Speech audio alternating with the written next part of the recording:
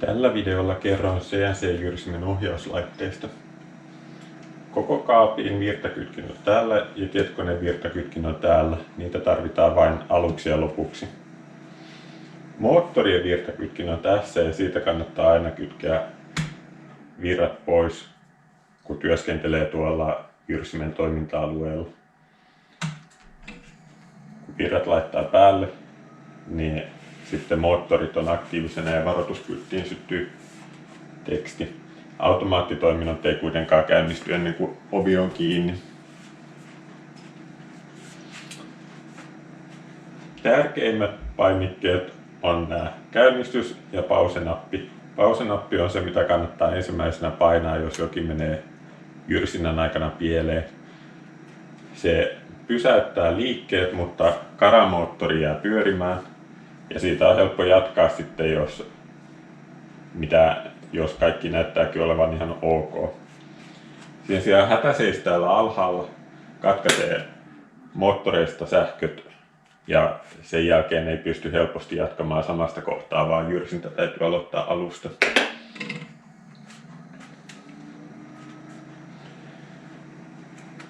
Kappaleiden nollakohdan asettamiseen on manuaaliohjain kätevä.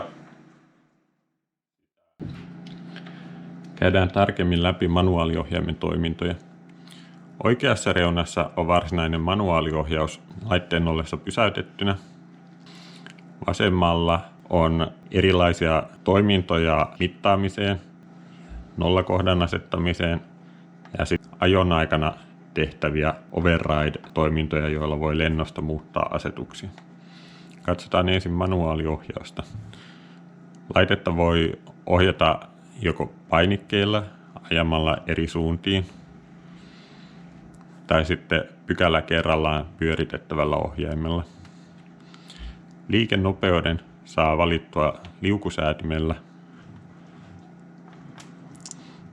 Hitaimmilla nopeuksilla pystyy hyvin tarkasti säätämään pieniä matkoja. Pienin pykälä on 100 millimetri, joka ei edes näy näin kaukaa. A-akseli on pyöritysakselille, jota tähän koneeseen ei vielä ole asennettu. Nollakohdan asetuksessa jyrsin ohjataan käsiohjauksella kohtaan, joka vastaa sitä, mikä on CAD-piirroksessa asetettu nollakohdaksi. Kun päästään lähemmäs haluttua pistettä, kannattaa nopeutta pudottaa. Jos tarkkuus Z-suunnassa ei ole kovin kriittistä, se voi ajaa ihan käsiohjauksella kiinni kappaleen yläpintaan, mutta muuten voi käyttää mittalevyä. Kun ollaan nollakohdassa, täältä voi asettaa X, Y ja Z-koordinaatit nollaan ja tällöin piirroksen jyrsintä alkaa tästä kohdasta. Ennen karan käynnistystä pitää ajaa sen verran ylöspäin, ettei terä ole valmiiksi materiaalissa kiinni. Oven ollessa kiinni voi jyrsiä myös täysin manuaaliohjauksella. Tällöin jyrsinkara käynnistetään käyttöliittymän vasemmasta laidasta spindle-asetuksista ja nopeutta voi säätää plus- ja miinusnapeilla. Manuaalijyrsinnän apuna on monesti hyvä laittaa näkymä ylhäältä päin ja tyhjentää se, jolloin näkee millaisen muodon on jyrsinyt tähän mennessä. Manuaalijyrsinnässäkin täytyy olla suunnilleen materiaalille sopiva nopeus, eli puulle ja muoville voi käyttää isompia nopeuksia ja metallille pienempiä. Esimerkiksi jos halutaan poikkiura tähän, niin kannattaa ensin ajaa tänne materiaalin etupuolelle, ajaa Z-akselia jonkin verran alaspäin. Koska nollattiin äsken tää, niin näin tuolta näytöltäkin, että vaikka tämä on 4 mm syvyys. Sen jälkeen voidaan rauhallisella tahdilla lähteä ajamaan kohti materiaalia.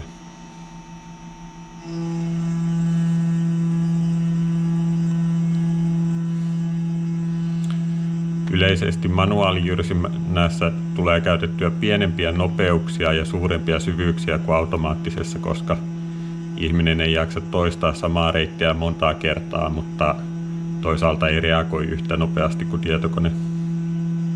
Näytöllä näkyy minkä muotoisen loven jyrsin. Tällä tavalla manuaaliohjauksessakin CNC-jyrsimestä on helposti apua monenlaisiin pieniin operaatioihin, kuten esimerkiksi koteloihin voi tehdä reikiä tälläkin tavalla, tai lovia puutöihin.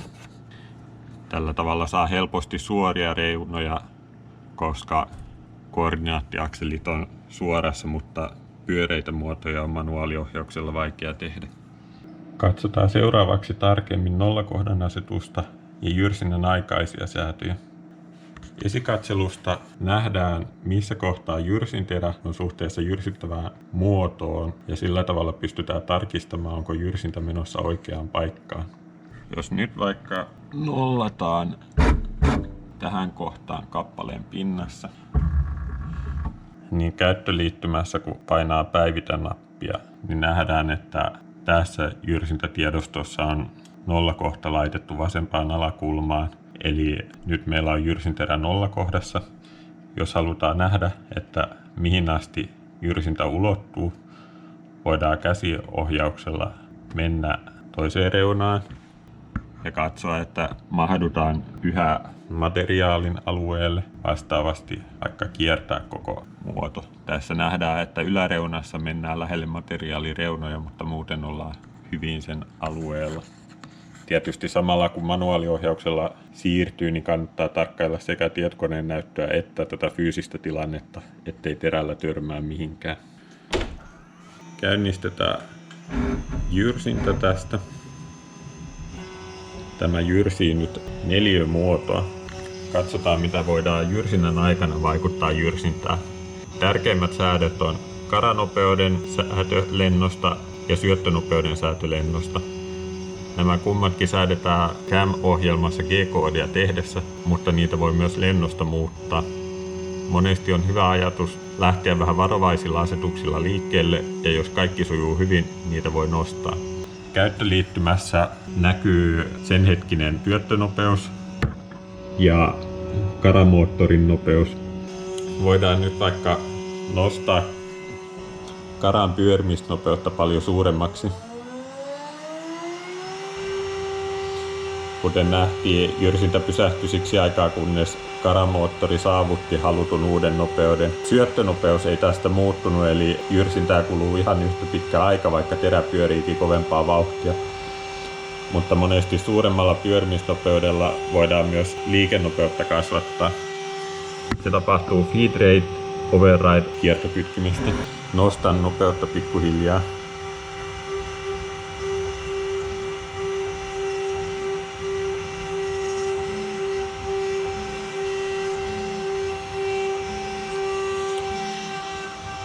Nyt nähdään käyttöliittymästä, että feed rate override on 500% eli viisinkertainen nopeus ja jyrsintänopeus on noin 3 metriä minuutissa suurimmillaan riippuen kohdasta.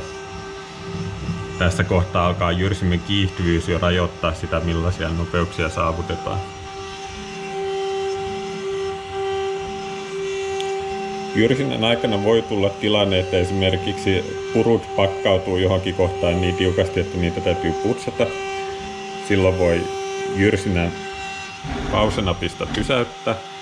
Kaikkein näppärintä se on tehdä tälleen, että jyrsinterä sattuu olemaan juuri sillä hetkellä ilmassa. Mutta jos näin ei ole, löytyy säätimestä Lift Set 100 mm painike. Sitä painamalla jyrsin lähtee hitaasti ylöspäin, ja tämä on mahdollista tehdä, vaikka jyrsintä olisi pausella, eli muuten kaikki liike olisi pysäytettynä. Sitten oven avaa, niin jyrsinkara pysähtyy, ja nyt pystyisi esimerkiksi hyvin putsaamaan täältä puruja pois, jos olisi tarpeen, tai tekemään muita pieniä säätöjä. Ennen jyrsinnän jatkamista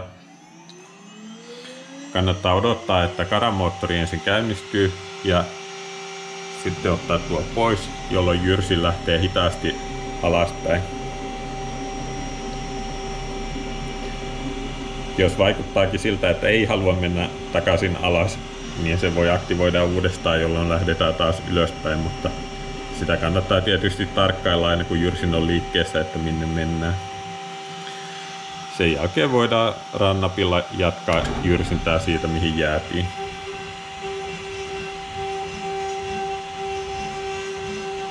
Joskus voi jyrsinnän aikana havaita ongelmia tai sitten nollakohtien asettaminen etukäteen riittävän tarkasti voi olla vaikea. Esimerkiksi tässä, jos tarkoitus olisi jyrsiä tuosta lastulevyn valkoisesta pinnasta läpi, niin nyt ei mennä riittävän syvälle. Sitä varten ohjaimessa on reaaliaikainen offset eli pienten siirtojen asetusmahdollisuus.